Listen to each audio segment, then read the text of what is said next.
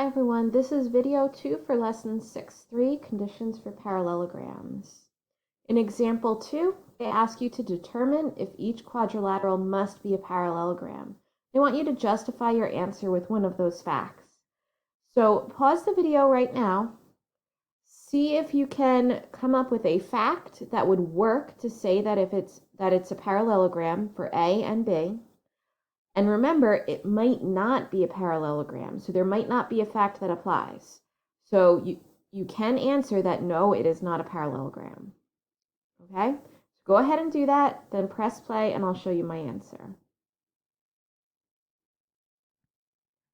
In part A, it's very tempting to say that this is a parallelogram because you have one pair of sides that's both parallel and congruent.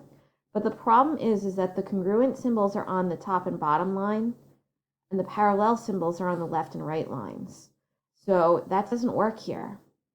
And you don't have two sets of parallel symbols. These are congruent symbols, and you don't have two sets of congruent symbols. So this is not a parallelogram. In part B, this is a parallelogram because the diagonals bisect each other. So it is, because this diagonal is cut exactly in half, and this part equals this part. And this diagonal is cut exactly in half because this part equals this part. Okay, so that is a parallelogram. So you're going to try it again. I have a check it out question. So in this question, you're going to do the same thing. Sorry, there is no Google Doc. I forgot to fix that. Okay, you're completing the check it out question. 2A and 2B, you're going to do exactly the same thing that we just did. Some of these are a little tricky, so make sure you think carefully through each one, then press play and check your answer. Okay, so in this one, 2A, surprisingly, this actually is a parallelogram, and there's a long chain of reasoning for it.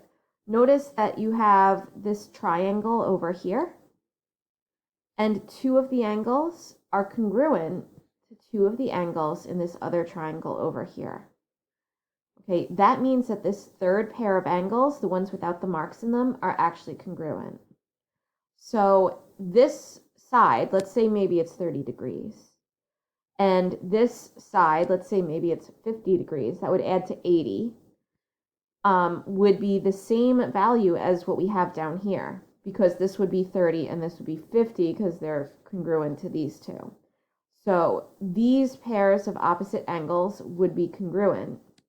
This whole big angle here and this whole big angle up here. Now, the other pair of angles we already know is congruent. So we have both pairs of opposite angles that are congruent. So this is a parallelogram.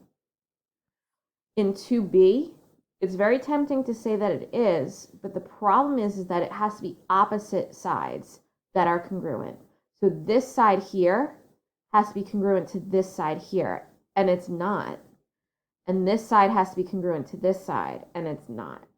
So this is not a parallelogram. Later on in this chapter, we'll learn that that actually is a kite. Okay, so 2B is not a parallelogram. So the next example we're going on to needs graph paper. So if you don't have graph paper, please let your teacher know, and they will get graph paper for you, hopefully from room 2. In example 3A, they want you to show that ABCD is a parallelogram. And they'll give you the points A, B, C, and D. So step 1 is that you graph each of those points. Okay, so you're going to graph each of those points, and then you pick a condition. Now, the condition I like the best because it's the easiest is to show that both pairs of opposite sides are parallel. And we know that parallel lines have equal slopes. So all you have to do is count out the slopes for the two red lines and show that they're equal. Then count out the slopes for the two blue lines and show that they're equal. So pause the video, graph the points, count your slopes, and show that those lines are parallel. Okay, so the slope of AB, it rises 1, 2, 3, 4, 5, and it runs 1. So rise 5, run 1. So it's 5 over 1, or just 5. CD does the same thing. It goes up 1, 2, 3, 4, 5, and over 1.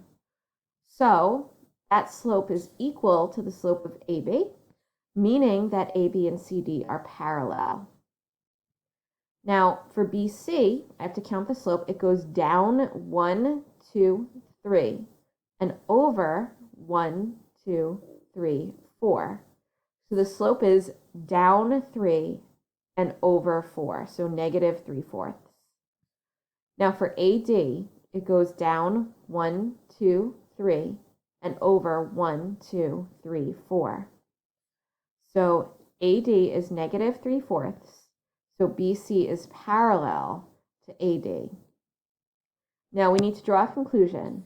So both pairs of opposite sides are parallel, so this is a parallelogram.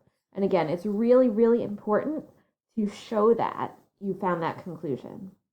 So there's one more of these for you to try. You're going to go through the steps yourself and then check your answer. Okay, so in example 3b, it says show that quadrilateral FGHJ is a parallelogram, and the points that they gave us are F at -4, -2, G is -2, 2, and H is 4, 3, and J is 2, -1. So pause the video, graph the points, count the slopes, and draw a conclusion, and then press play and check your answer. Okay, so I graphed my points. FG has a slope of, well, it rises 1, 2, 3, 4, and it runs 2. So 4 over 2, which is 2. JH rises 4 and runs 2. So that slope is 2 as well. So FG and JH are parallel. Now GH rises 1 and it runs 6 boxes. So 1 over 6. And FJ rises 1 and runs 6 as well. So GH and FJ are parallel. And my conclusion is that both pairs of opposite sides are parallel, so this is a parallelogram. Okay, we have one more example left. In example 4, it says, in the parallelogram mount, there are bolts at P, Q, R, and S, such that PQ, this segment here, is equal to RS, and QR, so QR is this side, is equal to SP, this side. The frame PQRS moves when you raise or lower the binoculars. Why is PQRS always a parallelogram? So you're going to pause the video, try to pick one of the facts that's going to be true about this quadrilateral, and then press play and check your answer. Okay, so I hope that you picked that opposite sides are congruent. So both pairs of opposite sides are congruent. This will always be a parallelogram. That's it for this lesson. Make sure if you have any questions, you write them down and send them to me so I can answer them.